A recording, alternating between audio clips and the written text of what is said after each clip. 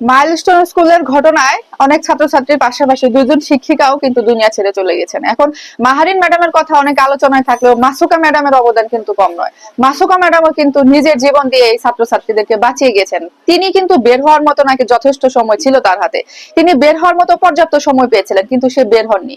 ওখানে যখন ছোট ছোট বাচ্চারা বাঁচাও বাঁচাও বলে চিৎকার করছিল, তখন আসলে মাসুকা ম্যামের বিবেকে বাধা দিয়েছে যে আমি এদেরকে রেখে কিভাবে বের হবো। মাসুকা ম্যাডামও নাকি অনেকগুলো বাচ্চার জীবন বাঁচিয়েছেন, তিনি নিরাপদে অনেকগুলো বাচ্চাকে ওই অবস্থা থেকে বের করে দিয়েছেন। চিন্তা করুন, মাসুকা ম্যাডাম নাকি সব সময় তার বাচ্চাদের কথা চিন্তা করতেন, তার স্কুলের ছাত্রছাত্রীদের কথা চিন্তা করতেন, সবসময় চিন্তা করতেন যে কি করলে তার ছাত্রছাত্রীদের ভালো হবে, কি করলে তাদের মধ্যে ডিসিপ্লিন আসবে, কি করলে এই স্কুল অনেক আগায় যাবে, ছাত্রছাত্রী আরো আগায় যাবে, শুধু সারাক্ষণ এগুলা চিন্তা করতেন।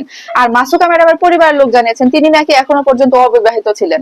অবিবাহিত থেকে তার পুরোটা সময়, তার পুরোটা মেধা, তার পুরোটা শ্রম সবকিছু কিন্তু এই স্কুলের পিছনে ব্যয় করেছেন এবং শেষ পর্যন্ত সে জীবনটাও এই স্কুলের জন্য দিয়ে গেলেন। আহা, কি হৃদয় বিদারক! হৃদয় বিদারক হলেও অনেক শিক্ষক শিক্ষিকা আছে যারা কিনা এখনকার দুনিয়াতে কিন্তু অনেক স্বার্থপর মানুষ রয়েছেন এবং তাদের মধ্যে অনেক শিক্ষক শিক্ষিকাও রয়েছেন।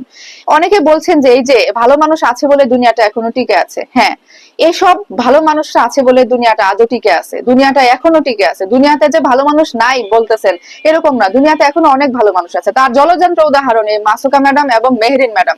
মেহরিন ম্যাডাম তো অন্তত কমপক্ষে 20 জন ছাত্রছাত্রীর জীবন বাঁচিয়েছে এবং মৃত্যু সজ্জায় তার স্বামী যখন জিজ্ঞেস করেছিল তোমার বাচ্চাদের কথা তুমি একবারও ভাবলে না, তখন মেহরিন ম্যাডাম বলেছিল যে এরাও তো আমার বাচ্চা। ঠিক মাসুকা ম্যাডামও এরকম চিন্তাই করেছেন, নিজে অবিবাহিত থেকেও নিজের সমস্ত জীবন স্যাক্রিফাইস করে এই বাচ্চাদের পিছনে সময় দিয়েছেন।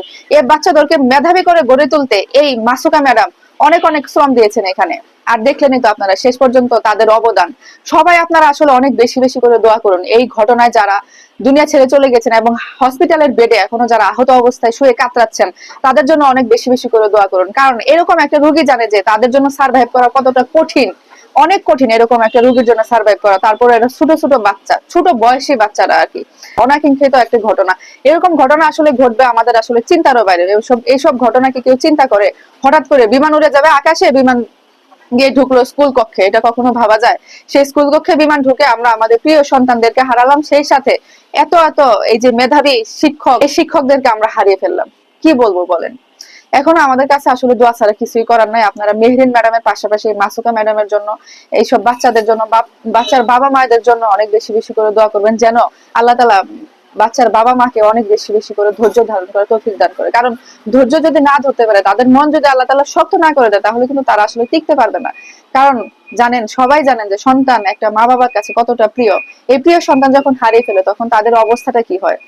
আল্লাহ তাআলা তাদেরকে অনেক ধৈর্য শক্তি দিক, মনের শক্তি সঞ্চয় করার ক্ষমতা দিক, যেন তারা বাকিটা দিন সুন্দরভাবে বাঁচতে পারে।